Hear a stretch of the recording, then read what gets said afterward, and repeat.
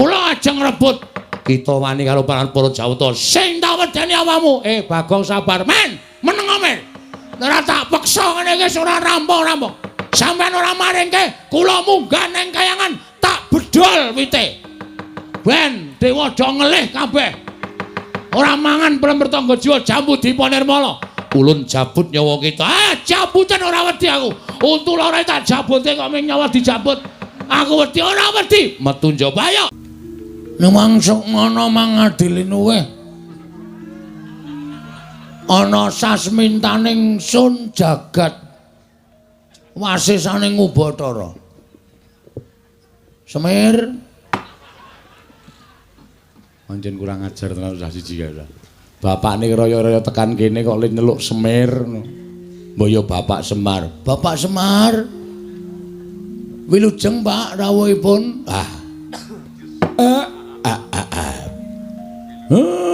Wong tuwa dibasani karo anak ki rasane ning ati kaya disiram tirta wayu sewindu. Rung adus wae, Pak. Sing ngomong rung adus apa? Iki mau kok arep siram. Atiku rasane kaya disiram tirta wayu sewindu. Anyes. Oh. Slamet tekaku, Dole, Bagong. Aku ngaturake pamujiku tampanana ya cah bagus. Kula pundi nggo jimat paripe ndayanana ing kasantosan. Amawa ana kabagyaning gesang kula. Bapak, pripun prayogaken nggih, Pak? Iya. Ya ming aku gumun kowe iki dadi anake Semar kok. Seprana seprene manggon ning kene kok lincak ora ganti-ganti. Nganti mbok tembel nganggo blabak kaya ngene iki. Nek pancen ora duwe iki nyuwun karo bapak. Mesti tak goleke utangan. Padha wae, Pak. Urip ora arep ngebot-boti karo wong tuwa. Prayogaken anggenipun lenggah Bapak Semar. Iya, ora kurang prayoga, Dole. Kamas nolo gareng. Waduh, jian. Biasane nek nyeluki tekle ngono. Ki Kang Mas Nala Gareng. Tata krama etok-etoke wonten Pasewakan Agung. Kang Mas Nala Gareng winantu ing Suka Basuki. Rawuhipun Kang Mas. Pangestumu, Dik. Slamet tekaku. Aku ngaturake pudya pangastawaku tampanana. Kula pundi nggo jimat paripe ndayanana ing kasantosan. Dipun sekecakaken anggenipun lenggah, Mas. Iya, wis ora kurang prayoga. Kamas Petruk. Wilujeng rawuhipun, Mas. Wah, anteng atiku, Gong. Ayem anteng. Aku tok basane iki kaya anguk-anguk lawanging swarga. Mbok gek mati. Lho. Tegese iki ayeme atiku prasasat kabagyan kaya anguk-anguk lawanging swarga. Mengkono ka, Mas. Slamet to, Di. Pangestumu. Wilujeng ka, Mas. Prayogaken ya, Mas. Ya, ora kurang prayoga. Sabar sedhela Bapak Semar. Mboten wonten gangsal menit tumuli menika mangke unjukanipun medal. Iya. Ya, wis aja kuwatir. Dadi ayem rasane Bapak. Bapak kuwi mlaku saka Karangkadempel, saka kelurahan tekan kene. Nek sing jeneng wong tuwa ki rak ya mesti ngelak. Sami, Bapak. Kula nggih ngoten. Ya mung sing dadi kageting atiku, Bagong. Kowe kok dadak menehi undangan karo bapak. Dina iki kon tekan omahmu ki jane eneng apa? Malah tekaku bareng karo Gareng karo Petruk ki apa kakang-kakangmu ya tok wenehi undangan supaya tekan omah kene. Pancen leres mekaten, Bapak. Wonten atur ingkang badhe kula unjukaken kathokipun Bapak. Basa ora pethoke gayane basa. Badhe kula unjukaken ngersanipun Bapak Semar. Bab apa? Ngaten, Bapak. Ingkang sepisan sewu-sewu kalapatanipun ingkang putra Diagung Pangaksami dene kula mboten ngaturaken tata upacara ning kaprajan. Dateng Bapak Semar, upamiya ai. Upamiya Bapak menika rawuh menika kula ngertos badhe rawuhipun tabuh pinten kula badhe nyawisaken bandosa. Kurang ajar tenan. Kereta kencana. Apa duwe? Kere kok kereta kencana. Ayo saora-orane titian apa Bapak tok pethuk nganggo apa to apa.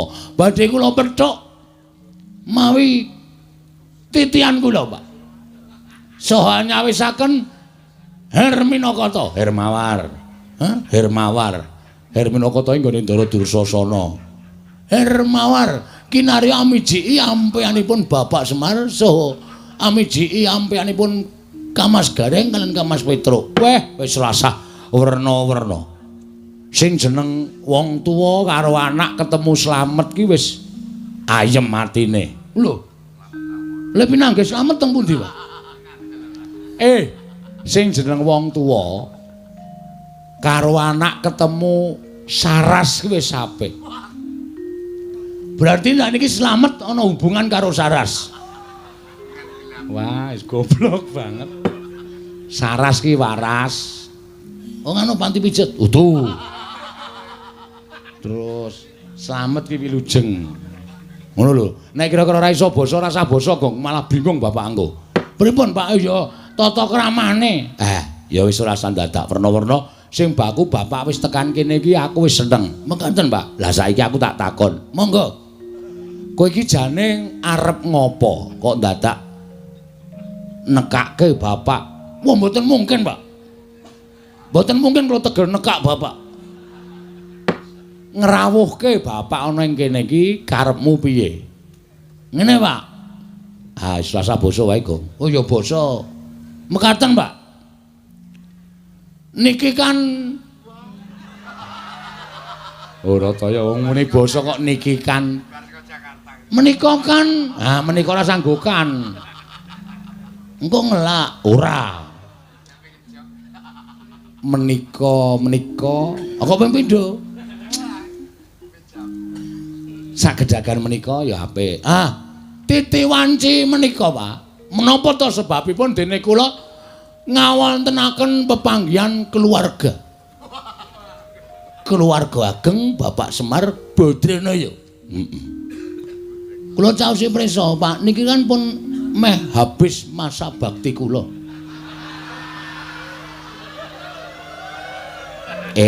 Ngono. Nggih, Pak. Ning kanyata, kira-kira sasi November niku pun entek, Pak. Pun telas masa bakti kula. Lek kula udu penemu uron dateng pembangunan padusunan Pringapus mriki. Lah terus niat kula niku ajeng neruske perjuangan kula, Pak. Perjuanganmu ing babagan anggen kula ngesuwi para kawula sak padukuhan ing Pringapus. Menika badhe kula terasaken namung keramikipun dereng gadah, Pak. Terasaken bangun teras terusaken dipun terusaken krana sakathahing para masyarakat kawula sak padukuhan Pringapus menika kanyata menika tasih setuju menawi kula menika tetep madheg minangka dadi kamituaning padukuhan Pringapus. Ketitik kula niku mboten wonten mungsuhe, Pak. Iya. Mengasah. Iya. Ayo kita bangun desa kita. Wah, edan. Kowe ngapa, Emir? Tangane kaya ngepleki dara ngene. Ngepleki dara ora. Bapak ki seneng karo semboyanmu ki seneng. Ngono. Dadi iki ora bain-bain, Pak. Mula aku niat bangun desa. Nek ya kuwi apa sing tak lakoni bangun desa kuwi bukan hal lahiriah. Yang artinya iki lagune Roma Irama. Wah, Nding. Sing tegese, kuwi ora sing tak bangun ki bangsa papan sing magrong-magrong. terus bangun intimidasi. Lho. Intimidasi ki piye maksude kok? Pengairan lho, irigasi. Intimidasi ki pendekatan. Ha, Ndeng. Irigasi. Ora bangun perkara kuwi, ning sing tak bangun kuwi lah batiniah, Pak. Batiniah.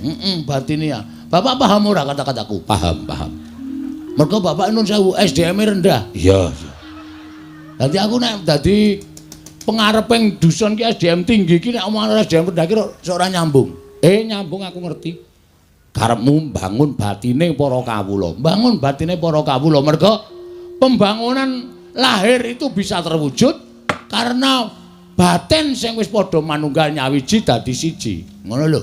Rukun, tentrem, gotong royong, manunggal.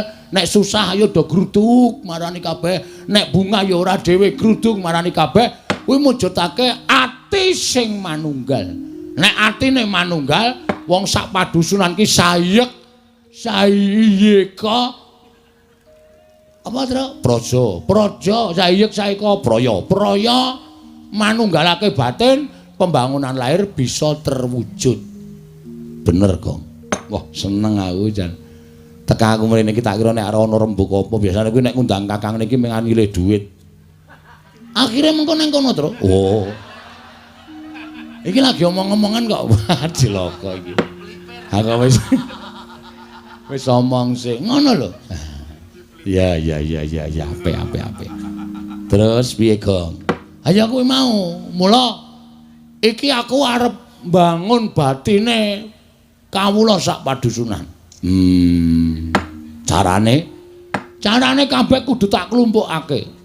Setiap saat tak tekankan. Bahwa nek kita itu satu negara. Iya. Sak negara. Awak dhewe kudu urip marsinamatan. Entuke apa ta wong congkrah? Ha ta, Pak? Dusunku ki upama ana congkrah, wis kecekel wonge, Pak. Weh, sapa sing marai sebabe? Aku. Kok malah kowe dhewe iki? Ning saiki wis tak suda. Iya. Tak suda aja nganti aku gawe congkrah. Mergo aku dadi pimpinan. Heeh. Supaya kabeh ki iso manunggal tetunggalan sayuk rukun rukancane. Ya Mas, wijarane. Tekan nyinden barang malah. Ngono lho, Pak. Iya. Apik to, Le. Lah terus saiki bapak tok jak rene iki jane arep ngopo? Nyuwun donga, Pak. Oh iya. Sing jeneng anak nek duwe karepan tanpa dongane wong tuwa, mbok nganti sirah dienggo sikil nek nganti kelakon. Mergo wong tuwa iki tumrap aku Gusti Allah katon. Bener. Bapak iki tangan tengene sing gawe urip.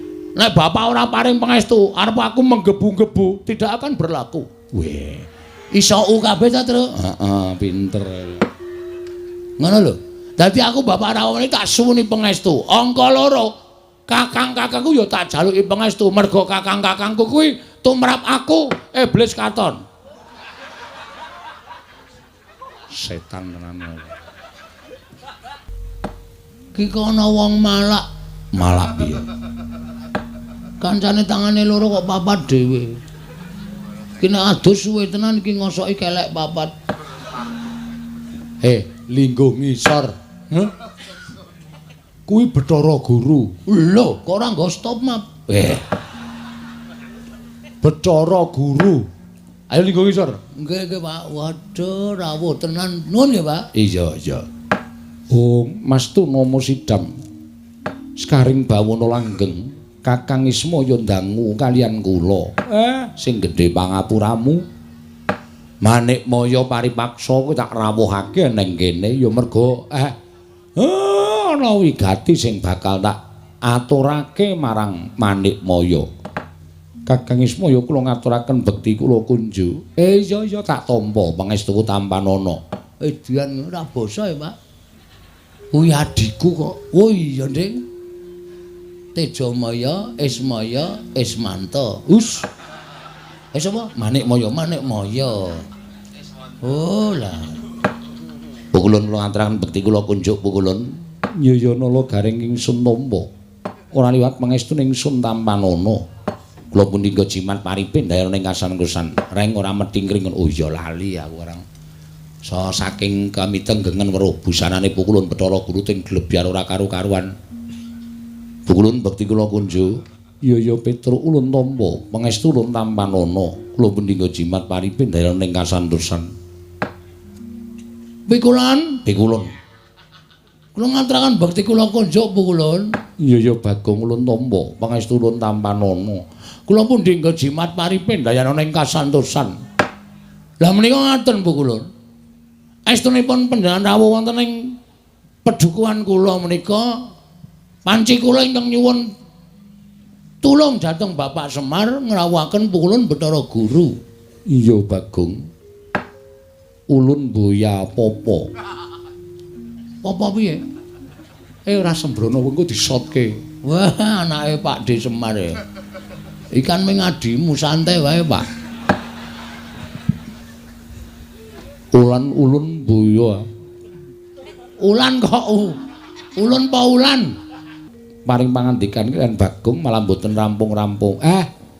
Ya ming ana penjaluk sithik saka anakku sing bakal katur marang Manikmaya. Wis ben anakku sing matur dhewe mengko ndak dikira aku piye-piye.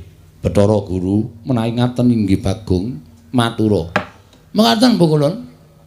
Kula menika nggadahi gegayuhan kepengin bangun desa kula. Nelasaken masa bakti kula 1919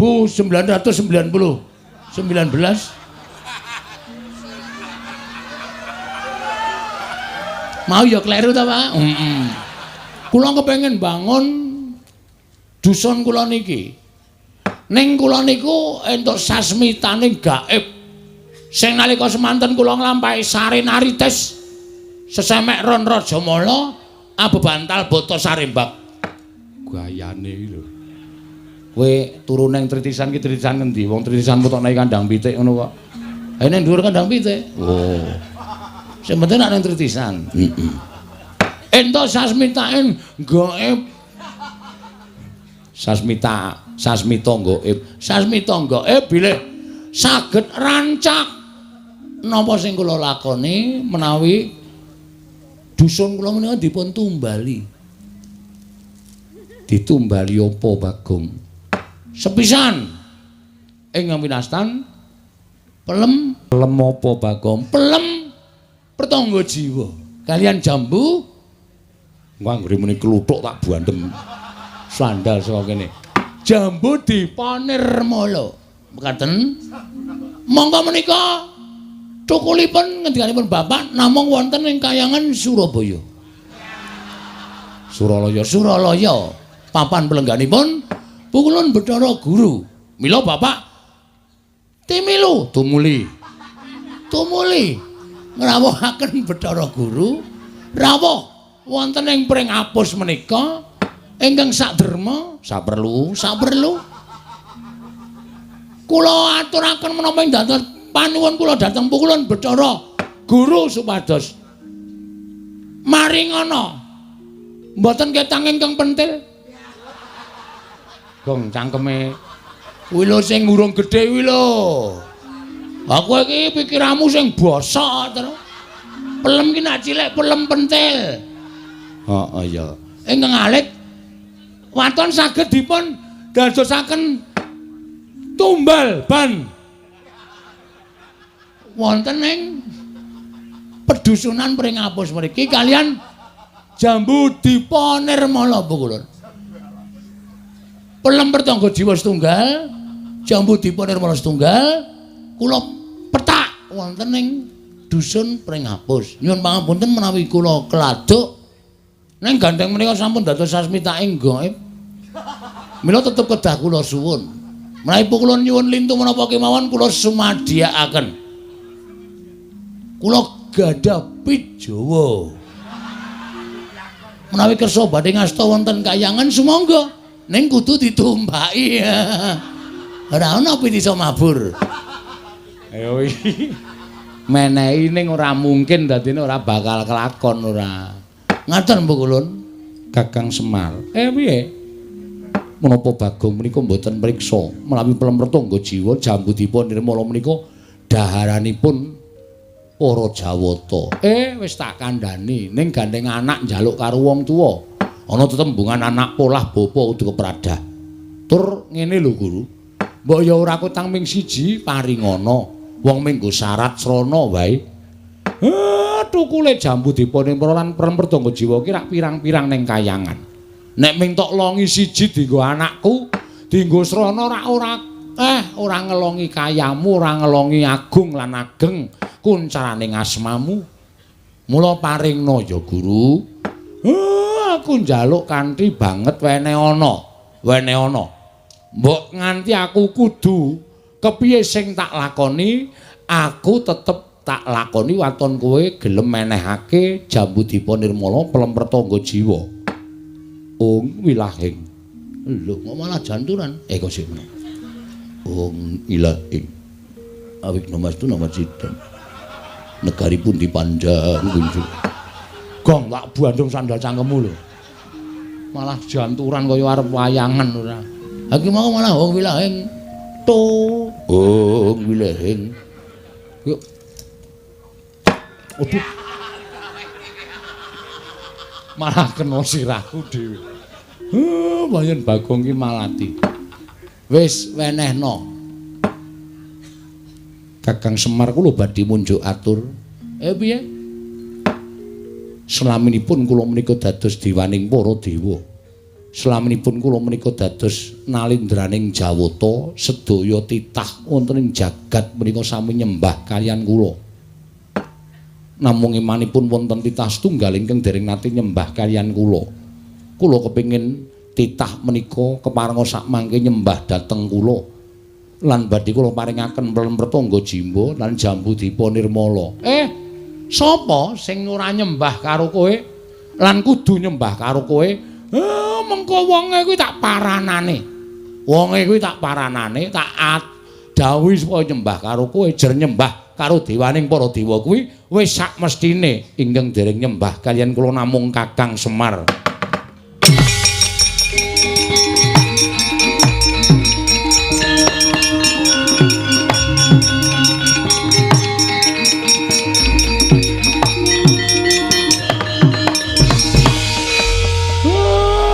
Pancen kuwi syarate. Nadan aku kudu nglesot ning ngarepmu, tak lakonane. Ben napa sing dadi penjangkane anakku iso kelakon. Jangan, Pak. Aja. Bagong, menapa sing tok karepke kelakon? Aku sing ora entuk. Aku ora tegel bapak klesotan ning ngarepe Bathara Guru. Bathara Guru kuwi adimu to? Aja. Wis Pak ora apa-apa. Aku ora diwenehi Jambudipun Nirmala ora masalah. Kowe ngerti to, aku duwe kepinteran nyolong. Wis rasah njaluk colonge kayangan. Angel sole kayangan kuwi rapet to kaya apa ngreng linggis. Arep babah kaya mbiyen. Ora iso kayangan kok dibabah ki ora iso. Setro, aku mangkel iki ora jandruk. Mangkel piye? Wis aku lara ati aku.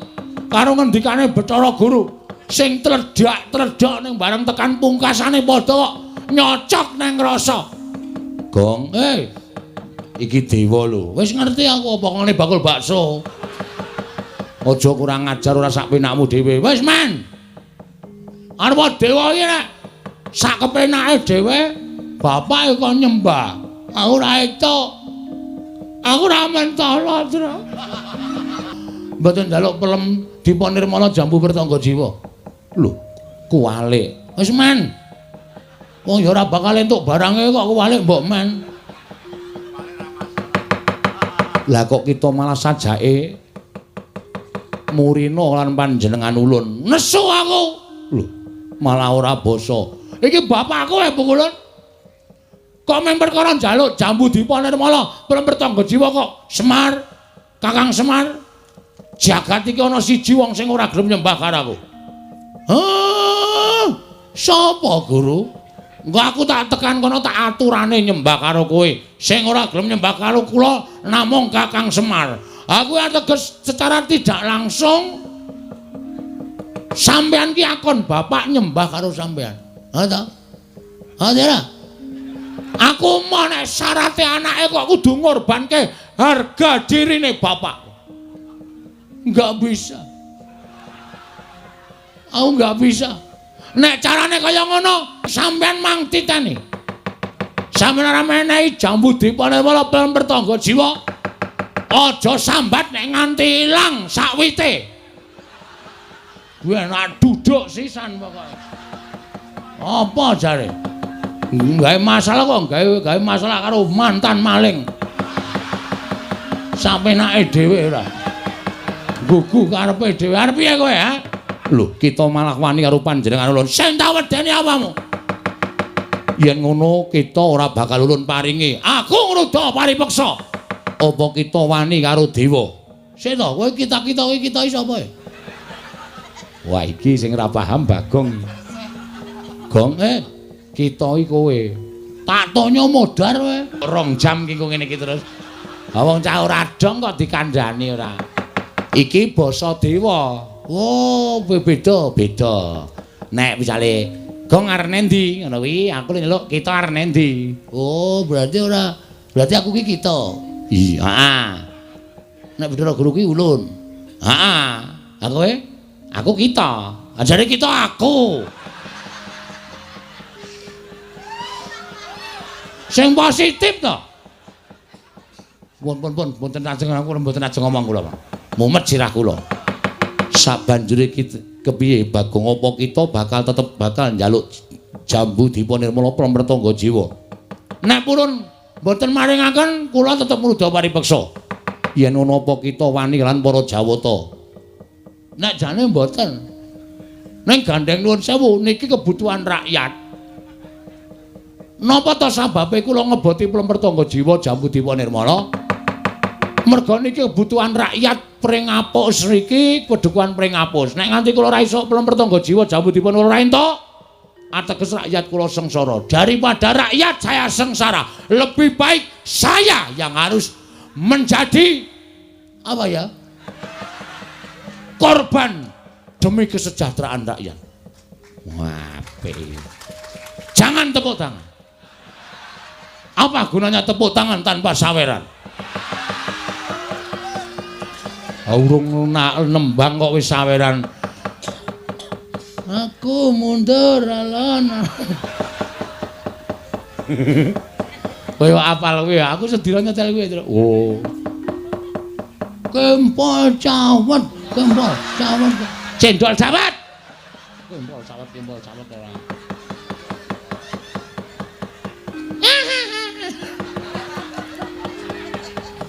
Ibu-ibu lek guyu nganti ora kepoyo malah ciraka. Kula ajeng rebut kita wani karo para Jawata. Sing tak wedeni awamu. Bagong sabar, men. Meneng men. Ora tak peksa ngene iki ora rampung-rampung. Sampeyan ora maringke, kula munggah ning kayangan tak bedol wite. Ben dewa do ngelih kabeh.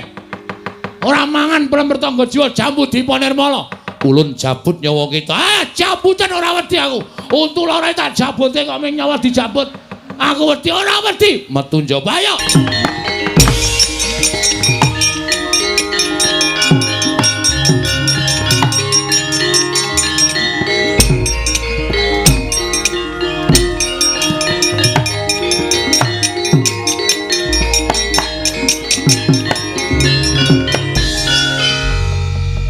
Wedi to Bathara Guru karo aku, Pak.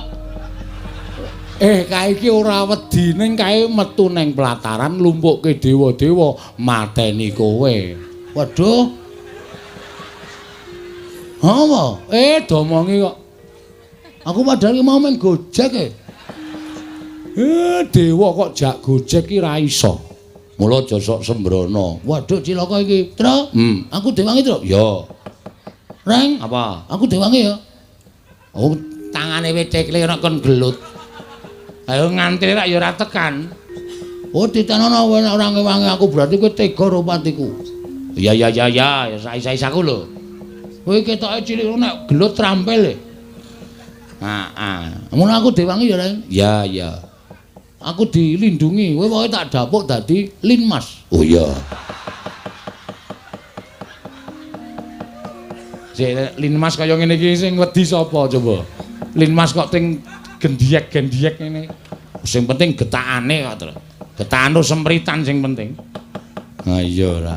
Wis Pak, Bapak rasa kuwatir, tak tanggunge Pak, rasa wedi. Ngono ana apa-apa piye? Ah saya tak takon. Kowe tresno ora aku? Aku tresno. Nek kowe tresno, mengko nek Bathara Guru methoke aku arep matani karo aku, pethoke ya, Pak. Oh iya. Ya? Anake Bathara Guru jenenge sapa? Bathara Indra. Sisan kuwi pethokno sisan, Pak. Oh iya. Terus liyane oke. Penyarian Yamadipati, Mahadewa, Bathara Brahma, Bathara Sambu. Lan sak piturute akeh banget dewa. Oh, daluk tulung kuwi pethok sisan ya, Pak. Wow. Coro. Trenggiling. Ngono. Misuwi kok ora wangun to, Gong. Kok mung kewan cilik-cilikan trenggiling ora. Arang-arang. Oh, cacing pita. Ha iso ora serem cacing pita. Tulung ya, Pak. Iya. Wis kono gak menyang. Hak kowe, aku tak turu dhewe. Aku nek dewane lunga aku digugah. Ora kena kaya ngono, kudu tanggung jawab tela bakarane. Enak kuwi. Tanggung perkarane kok enak-enak. Oh, siap. Jagung bakarane, Pak, kok tela bakarane. Nek wis ora gatek iki aja dibaleni. Senengane kok malah badarke dhewe. Aku karang ya sok ngono kuwi. Nek ora bener ki aku sok ora lega. Aku iki wis rampunge sok tak bener ora ya mau. Ora yakin. Mamet tuan dhisik aku tak methuke karo dewa-dewa kae. Ning sing enom-enom pethukno. Nek Bathara Guru sing maju aku sing methuke. Siap ya, Traya. Yo. Ora nggo gending, slepek. Oh ya. Nganggo slepek wae. Tung, tak. Jolali wanamba mangwa suci jalala sasi seswarane pesona wala brambang sa ular kambang. Oh ndek ya mangkat ya yo.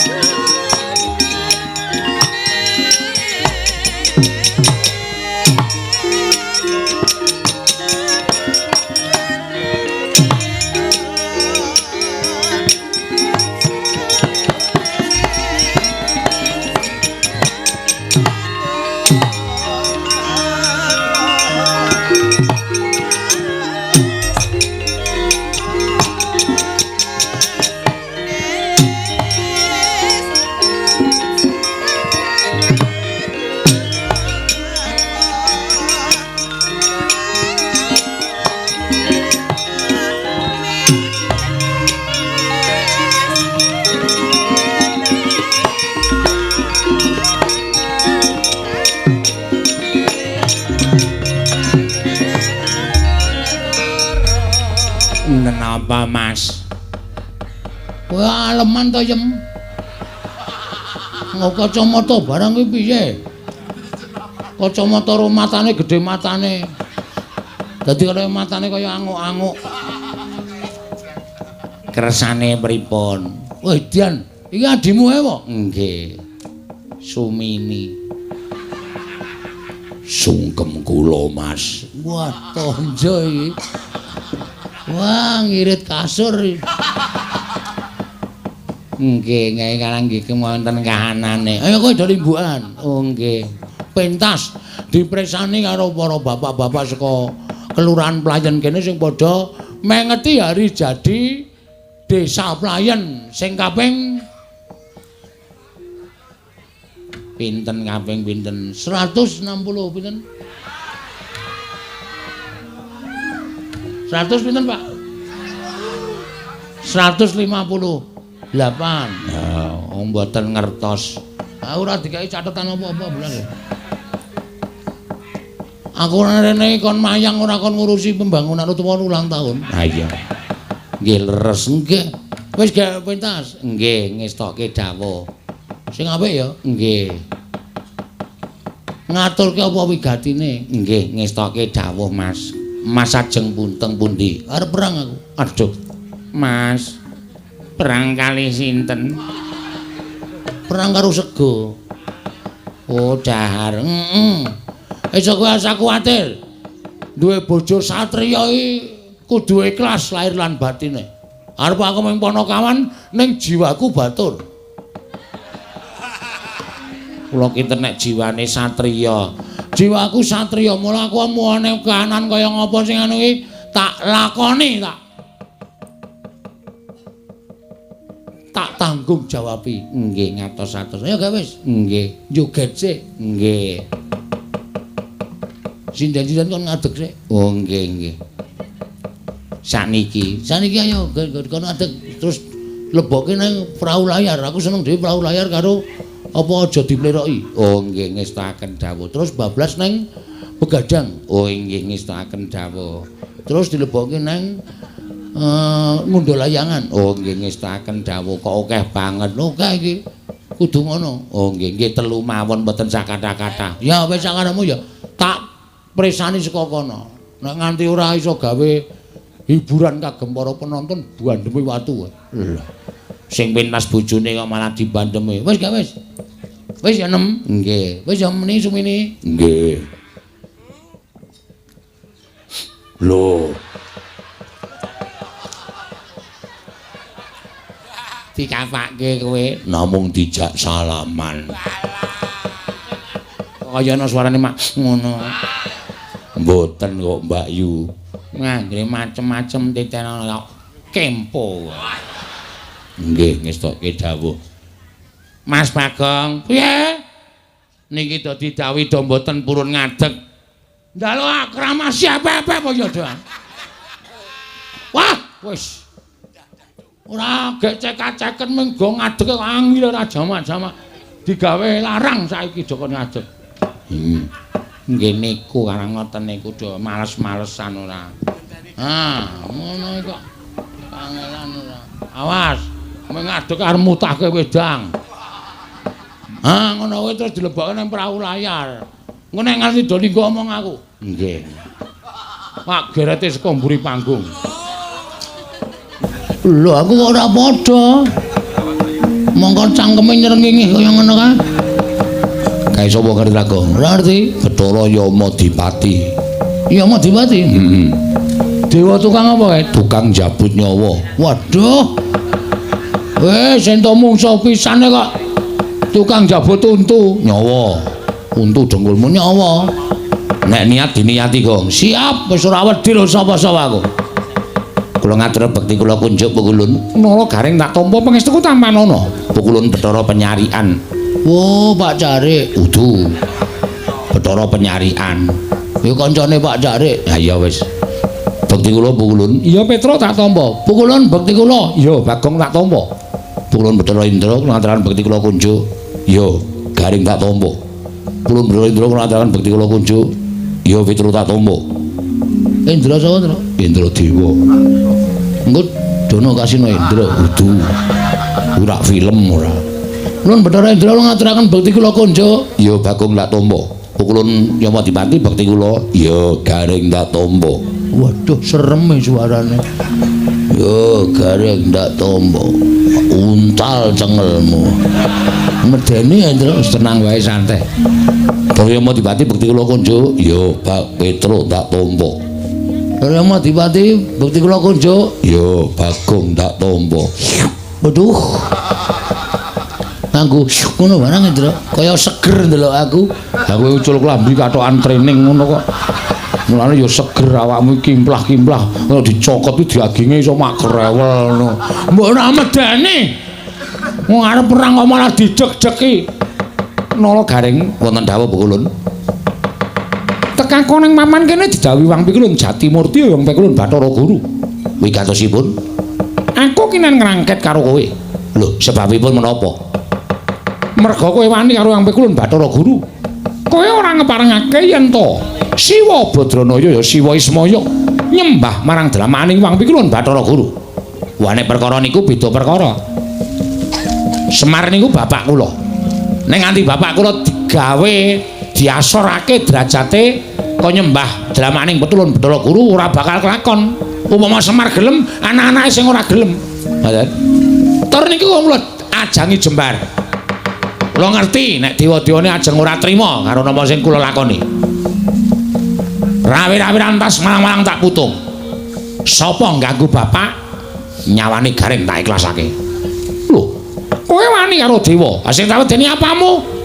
Ming dewa iki kok diwedeni. Ya, Tru. Aku karo tukang nagih utang ora wedi kok. Ming dewa diwedeni. Oh, siap, Gong, siap kae. Apa Petruk bareng nyembelani karo bapane. Lho anake, Mas. Pun sewu Pikulun lu anake bapak. Dadi nek Garing belani kula mesti belani. Wah, nek ngono Bagong ya belani. Ora belani, ndeng belani. Medeni enak omong untune kok graji, Tru. Ora apa-apa anggere kowe iki tetek ora masalah. Aku belani. Kowe sapa jenengmu? Ya Madipati. Ya Madipati. Ya.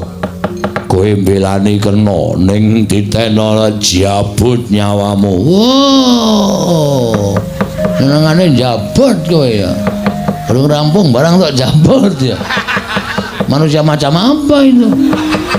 Jan Bagong ora semingkir apa kelakon kene marganing patimu Singalena prapting walis. Lho, wani aku sing tak wedeni apamu. Kelakon tak bondo, tak krincung sikilmu Nala Garing. Mang maju, nenek ana dewa kewirangan aja tundang Nala Garing. Mati dening aku. Petruk kene marganing patimu. Monggo kula ladosi, Tru.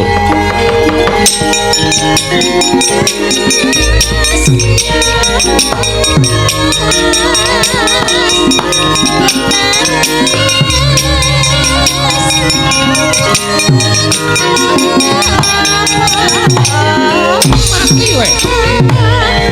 Siap lho,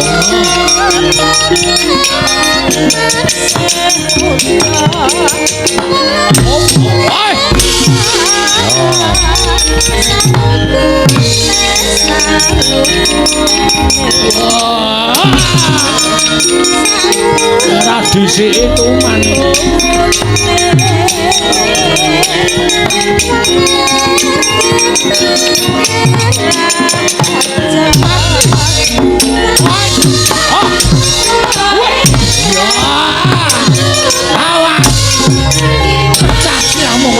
Mati derajate batur to.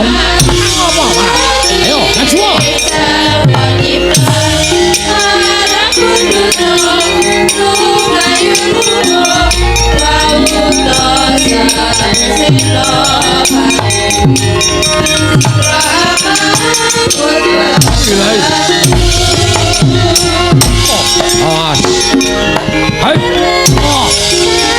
Ayo, Petro.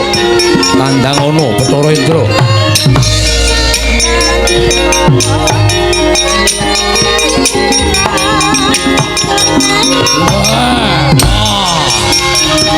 Ora apa-apa. Ora apa-apa. Waduh. Nyakan bablas. Terus. Wah.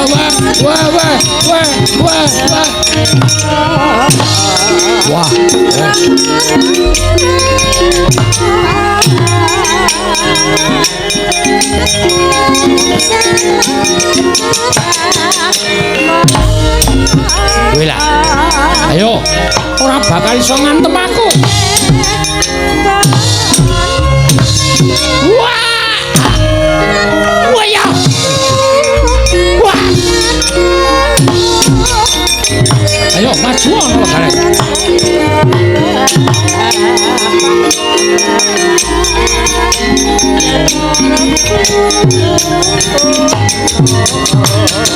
Wah!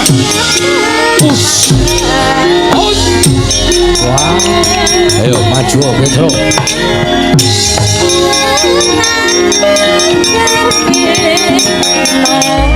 Mosaisa.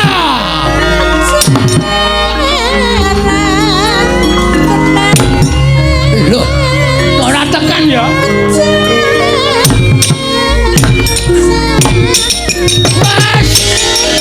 Ayo, ora bakal iso ndunguk dewa ya.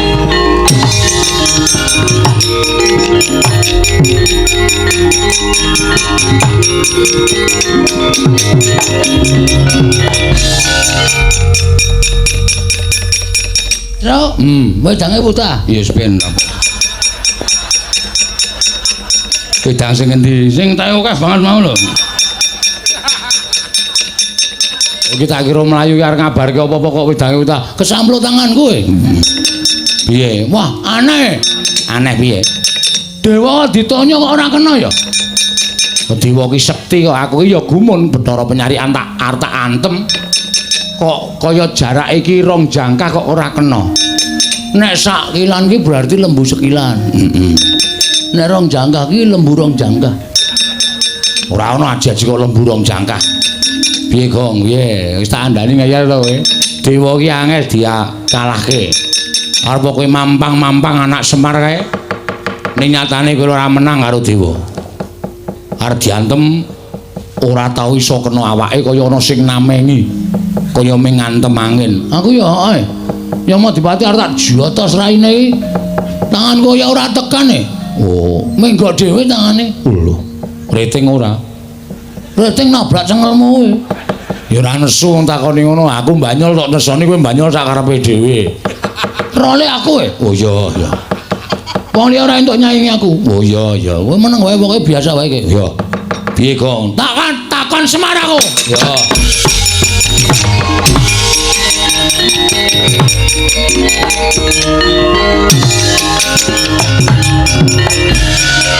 Mir, mir meneh.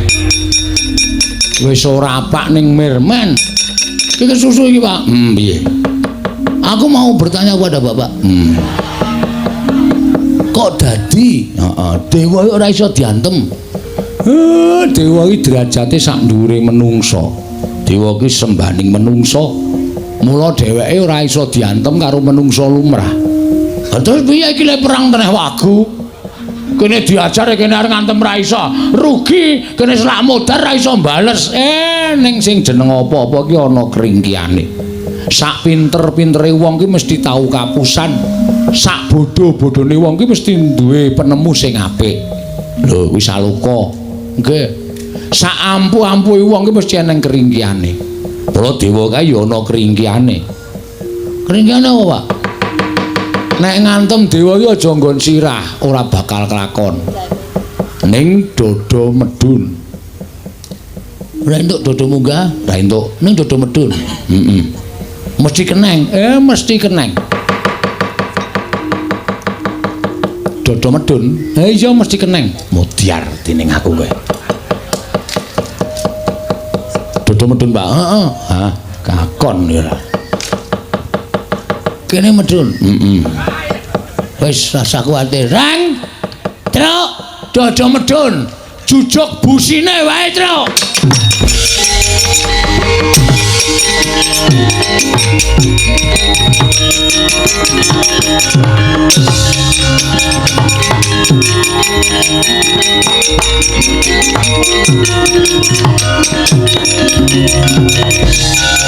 Ayo. Amuk Suramrata, Jayamrata imbang yen padha-padha. Kowe arep ngopo kowe? Kowe arep ngopo kowe? Mangtutoke le ngantem. Mangtutoke. Sadurunge aku semaput, bales kowe ora kekecek aja duntang nara garing. Ayo, aku walesen. Aku walesen. Reng, apa? Nggon busi. Oh siap. Kono wis lentreke lorone ra jamak-jamak. Bres ngono reng, mati dari aku. Ayo walesen, mati ya. Aduh, waduh. Mutar weh.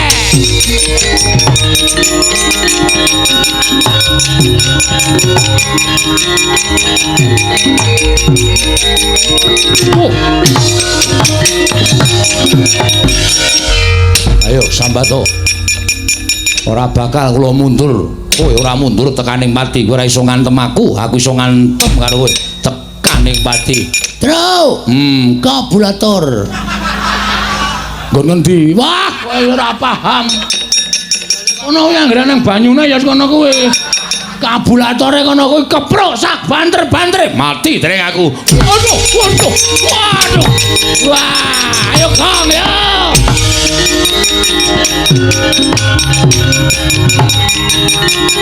Oh. Oi.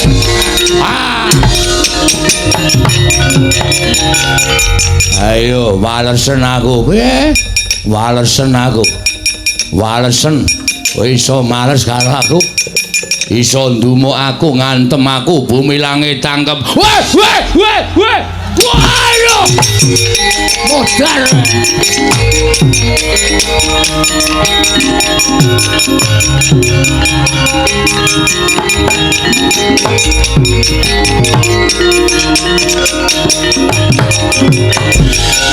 Pecah kula mati aku edan. Nolo gareng edan. Wah diantem sak banter-bantere. Waduh Rama Wulun. Pecah kula waduh. Mboten saged mlampah. Waduh. Bagong edan. Nganti muni makluk ngono. Waduh. Wah, latara. Ngamuk punggung Suratanto Nirbaya Nirwikara. Panakawan gawe wirangking para dewa. Cestri Sula ora padha tekaning pati aja dundang Bathara Guru leganing ati.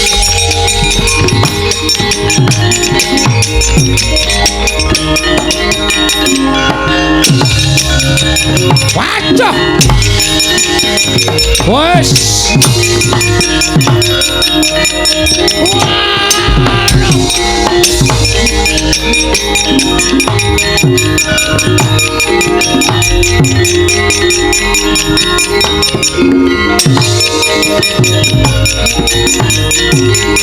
Wah, cilaka, Pak.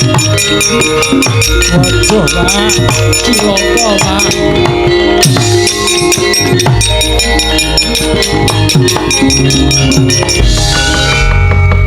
Piye kok do mlayu-mlayu? Wah, wis. Nek dewane kalah kabeh. Cocok ora? Dodo medun cocok. Sip, Mak. Penyarian tak kwampleng kluthuk. Bebek ora karo-karuan ya. Jungkel-jungkel Dara Intulak antem ya kontal. Pak, Bathara Guru nggawa drai. Drai dengkulmu mlocot ora. Sing marahi mlayu ki ya mbuat Bathara Guru nggawa gaman kae. Namane apa ya, Tru? Kae jenenge kaya tombak ning pucuke telu, Pak. Kuwi bebayani. Ora ana sing wani nampani kuwi. Kuwi pusakane Bathara Guru sing jeneng Cestri Sula. Cestri Sula, Tru. Gong Cestri Sula, Gong. Agene men Cestri Yamin. Cestri Sula. Mula kok ditokke kok suarane. Cengkoke iki dawe-dawe. Cestri Sula. Kae ora ana sing wani methukke ning bapakmu wani. Ngene bapak mati, ngene bapak sida. Pendem ya, Pak ya. Hus. Apiye meneh wong mati. Karo bapakne kaya ngono to, Gong. Kon piye nek mati? Nek aku mati kowe ora sida mbangun desa. Waduh, wis ora ketemu Pak Bina. Cilaka iki to. Ha iya. Kudu sing mbangun desa iki. Pak Bina ora ono. Anu Den Bagus sing ngarsa. Iya. Ha iya jawe. Kowe do tengok kene. Bagong Petruk gareng tengok kene. Bathara Guru aku tak neng kene kok ora tekan kene dhewe wong.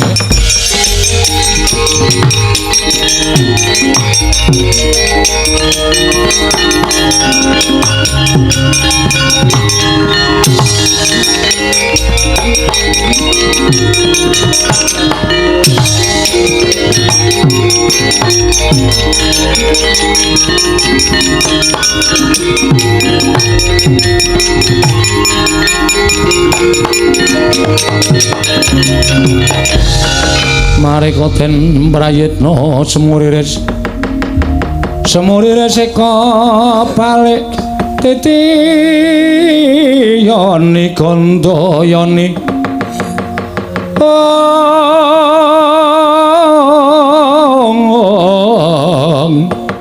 Trisanya Purnama sasi Kakang Ismaya sakmenika sampun pantuk pepuntaning dekat menawi Kakang Semar mboten purun nyembah kaliyan kula paripaksa kula ngginakaken panguwasa minangka dados dewaning para dewa. Kakang Semar saat majanipun badhe kula tegakaken Kakang. Mbok sabar to Manikmaya.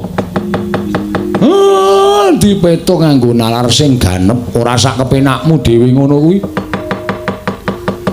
Lah nek nganti iki engko do ngerti mongko iki ning jagat. Nek nganti Manikmaya ngerti mateni Semar, apa jeneng ora banger bacin asmamu? Sing padha wis weruh. Lah jare Semar ki kakangne Bathara Guru kok malah kakangne dipateni adine.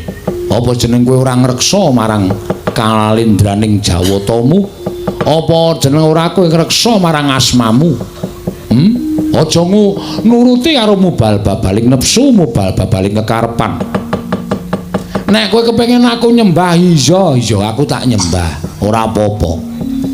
Wong sedere kowe kuwi ratu ning dewa, aku ming derajate wong cilik ming Panakawan. Wajibe ya pancen kudu nyembah. Ning ora neng kene to, kowe jaga asmamu, aku tak ngreksa jenenge Semar. Menika saestu Kakang. Aku kok tau goro ki goro kapan? Lajeng keparingipun Kakang Semar neng kayangan. Wonten kayangan.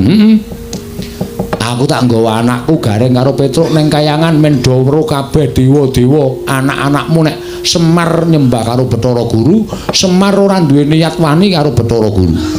Menika saestu. Tenan. Gareng melu, nggih, Pak. Petruk melu, nggih. Aja wedi mati. Mati ning kayangan ra apa-apa, sendika. Sendika, Pak. Pak, aku piye, Pak? Kowe nang omah wae. Engko ndak ora kelakon lehmu bangun desa. Waduh, kancaku sapa, Pak? Engko golek kanca. Petruk melu kowe. Aku melu kowe. Gareng melu kowe. Wong telu lunga. Heeh. Rampungke kewajibanmu bangun desa, mengko rak kowe isih dibutuhke dening para masyarakat padusunan kene. Nek ora bali, ora apa-apa. Teges aku mati. Waduh. Ngopo kok jewek-jewek iki? Aku arep wani karo bapak ning aku sayang karo bapak, Tru. Ya wis ben Gareng barang kok ya mati. Iya nderek bapak kok ya. Alah, Reng. Ora kesaur utangmu. Wis ben kok wis tak ikhlaske. Kowe barang ya mati, Tru. Asik. Lho. Kok asik iki piye? Bojomu ayu e. Oh. Cahe Dian. Aku pancene Dian. Mau gedeng ora. Kuwi tenan saestu Kakang Semar. Aku kok ngapus iki. Wis to, ayo. Dina iki budal bareng. Aku tak ngejak anakku Gareng karo Petruk Bagong men ngrampungke gaweane. Nanging menawi mangke Bagong sampun rampung pedawalanipun badhe kula pethuk, kula inggahaken wonten ing kayangan. Kula sampurnakaken sareng kalian panjenengan kula susulaken kalian kadang-kadangipun kula Gareng lan Petruk. Sakarepmu. Nek Bagong gelem.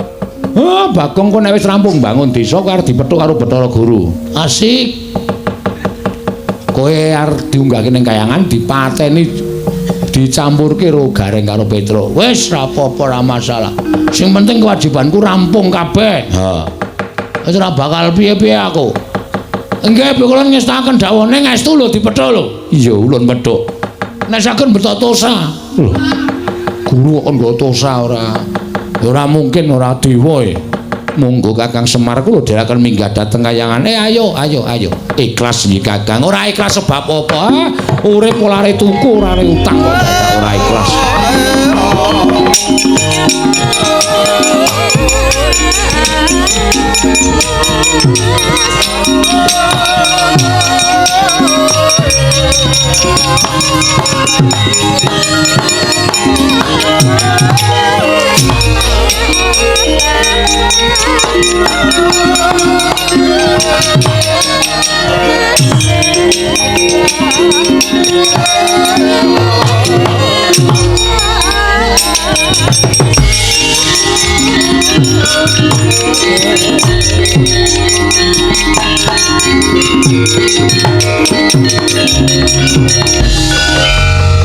padha tatiku. Matur nuwun ya, Prak. Kowe mbelani karo aku. Matur nuwun ya, Reng. Kowe mbelani karo aku. Kowe ya, Tru. Aja kuwatir. Bandamu tak jarah rayah. Maksudku tak slametke, Tru. Walah, kok sepine piye iki? Njuk kancaku sapa wis? Bapak ra ana, Petruk ra ana, Gareng ra ana. Nek nganti tekan jam 2 padahal ngendika mati gara-gara masa aku dhewe ora bakal rame, ora bakal gayeng aku terus arep wadul karo sapa iki? Wadul karo Pepundhen Pandhawa malah diluputke. Wadul karo Sinuwun Darawati mesti disalahke. Sik. Oh iya. Aku sing sedulur e. Bapak ki jarene tunggale 3. Semar, Ismaya, Tejamaya, Manikmaya. Tejamaya ki jarene Watagok.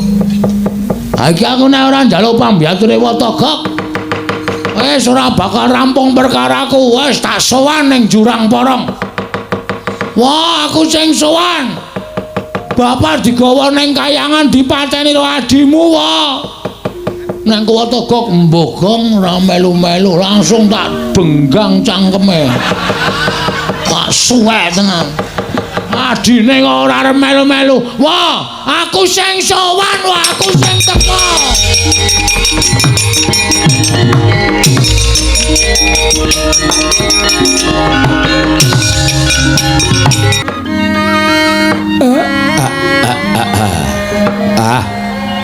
Guru. Wis saka jagat budal marang Kayiwangen, rasaku wis manjing ana ing rasa ikhlas. Tegese sak mangsa-mangsa pancen kowe mburu marang kesenengan, sak mangsa-mangsa pancen adiku Manikmaya wis ora iso dindakake. Nggonmu duwe rasa gedeng keburu sengit karo Semar, nganti mentala arep midana kelawan Semar. Tak ikhlasake, aku ora apa-apa. Ning kaya ngarep aku saguh nyembah karo Bathara Guru sing angka 2 yen sakwise aku nglakoni aku njaluk kowe utusan karo sawijining dewa anakmu supaya mudhun ana ing pringapus papan pernaya anakku Bagong. Maringna pelem pertangga jiwa jambu dipa nirmala men supaya kasembadan penjangkane anakku. Tiwas tak rewangi totoh kaya ngene ning nek kowe ora maringi apa sing dikarepke Bagong, lah aku ya ora lila. Mula sing sak traju, sing sak bobot. Nadyan sak temene bobote ora padha. Ning tumrap kowe yen toto anggap bobote padha antaraning Semar lan woh pertangga jiwa lan dipa nirmala, aku ora apa-apa. Dasare aku ya wis kewowogen urip ning jagat. Aku wis kewaregen nyawang marang polah tingkahe menungsa ingkang wis pancen wegah nampa wewarah nampik pitutur becik. Kakang Semar, piye? Nuwun sewu. Jebul sasampunipun kula prapta wonten ing Bali Martya Kundamanik, ketingalipun wonten daya ingkang amalik dhateng pemanggih kula Kakang. Penemu sing piye? Ingkang sekawit kula menika tansah gedheng kaliyan Kakang Semar. Krana rumaos kula satunggiling titah ingkang boten nggadhahi tata krama kaliyan nalindraning para dewa menika namung Kakang Semar. Nanging sareng dumugi wonten ing Datulaya utawi Bali Martya Kundamanik tumuli tuwuh raos tresna asih kelawan Kakang Badranaya. Mila sarawuhipun Kakang Semar wonten ing Kayiwangan boten badhe kula patrapi paukuman, nanging malah kula rengkuh kados dene nalika kula lan Kakang Badranaya inggih Kakang Ismaya tansih sami-sami gesang wonten ing Kayiwangan. Kakang kuwi tenan apa piye? Lair batos monggo Kula aturi amriksani dhateng manahipun ing ngrayipun Manikmaya mboten wonten ceceking raos kula nggadhahi raos gedhing keburu sengit kaliyan Kakang Badranaya. Ah, syukur. Yen ngono dewa ngelingake marang kowe Manikmaya syukur. Gusti wis maringi pepadhang kelawan atimu ingkang sekawit katon peteng, ingkang sekawit katon nglamuk. Ning bareng tekan kene kowe duwe penemu sing kaya ngono. Syukur. Lah terus apa pancen kowe ya arep maringake apa sing dijaluk dening Bagong? Bagong menika atmajanipun Kakang Ismaya. Ateges menika tasih kula warga kula piyambak. Ateges menika ugi tasih atmaja kula piyambak. Destun menapa menawi kula mboten maringaken Plemertangga jiwa Jambudipa Nirmala ingkang saknyata kathah thukulipun wonten ing Kayiwangan. Menawi Bagong namung betahaken setunggal Plemertangga jiwa lan setunggal Jambudipa Nirmala, kula kinten mboten ngelongi dhateng menapa-menapa ing mapan wonten ing Kayiwangan Kakang.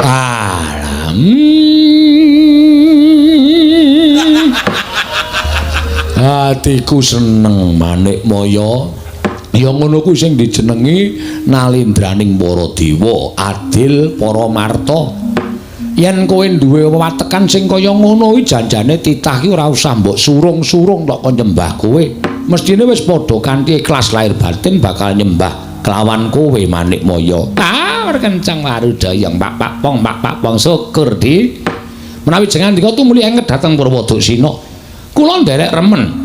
Adi guru sampun ngrumaosi bilih menawi badhe paduka ketindakaken menika mujudaken satunggiling kalepatan. Mila tumunten boten siyos dipun tindakaken malah sak mangke Kakang Semar mapan wonten ing Suralaya karangku kados dene kadang nalika paduka tasih sami sugeng wonten ing Kayiwangan. Kakang Rodo kasinggihan mekaten Kakang. Syukur. Tentreming para dewa, mahanane ayeming para kawula. Rukuning para titah ing mapan wonten ing Marcapada di kasinggihan mekaten Kakang Rodo.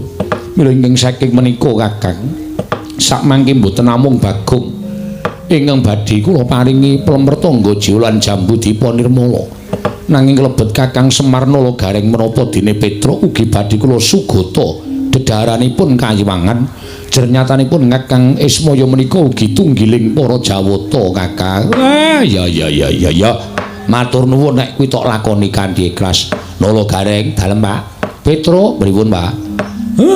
Arep diparingi Plemertangga jiwa karo Jambudipa Nirmala. Wah, ayo iki to. Monggo jarene piyai pinter sapa sing dharep Plemertangga jiwa Jambudipa Nirmala ki bakal kena lara luputing pati. Weh, awak dhewe ora iso mati. Ya iso nek baterene entek. Dongkulmu mlocot ora. Omongan kok sarwa ora. Wis pat ngrasake ya, Tru. Kaya ngapa ya rasane? Ya paling mung kaya pelem gadung. Aja sembrana Petra Plemertangga jiwa ki ya. Legine ora ana sing ngungkuli. Oh, ngoten. Kali pelem anu apa jenenge iki? Arumanis. Wah, legi Plemertangga jiwa. Oh, kali pelem sengir. Wah, legi Plemertangga jiwa. Kali pelem napa jenenge iki? Pelem anu rapia. Wah, Plemertangga jiwa. Kali pelem sing diblester. Wah. Legi Plemertangga jiwa. Kali pelem. Wah. Oh, disipi to reng ora. Ya wis biyen mangkel aku wawe. Oh, urung tau ngrasake koyo wawe. Nah, ngaten badhe kula aturaken Kakang. Ya. Nek kowe ikhlas ya tak tampani, tak pangane kanthi lega-legawaning atiku Manikmaya.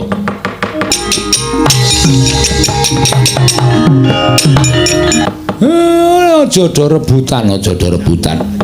Ayo padha dipangan bareng-bareng. Monggo guru ya wis ngeparengake.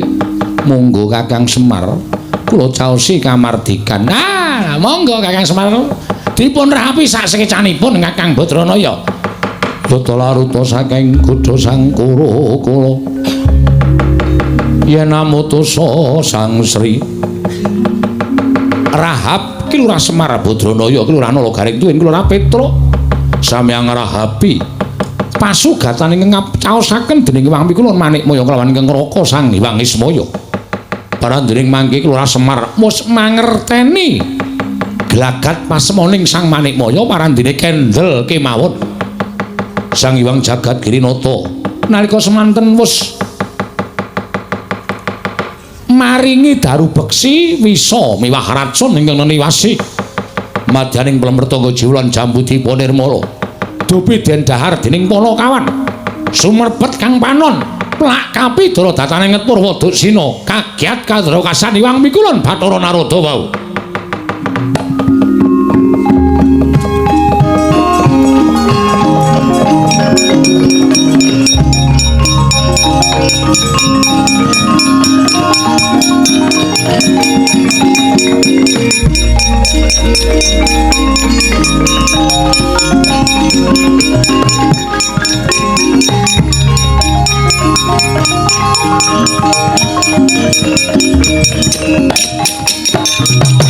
Yo.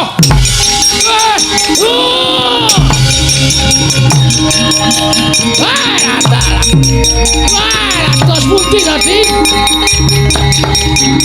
Wah.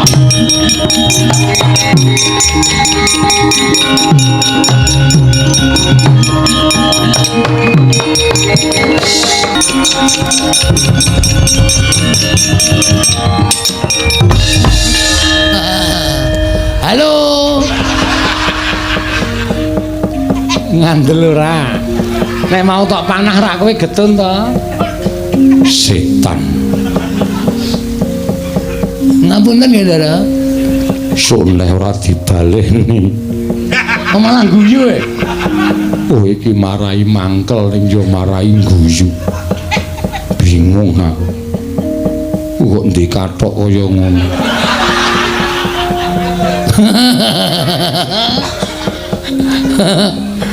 Ana iki gane sampeyan biyen dhisik lemu. Oh. Iki biyen ana tulisane SD Kepek Wonosari.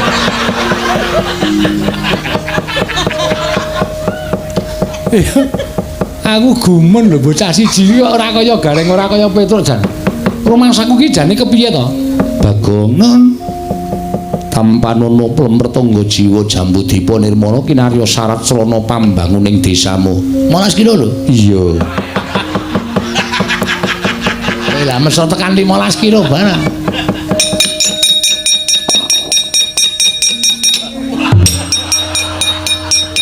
Wis ulun buntel sisa.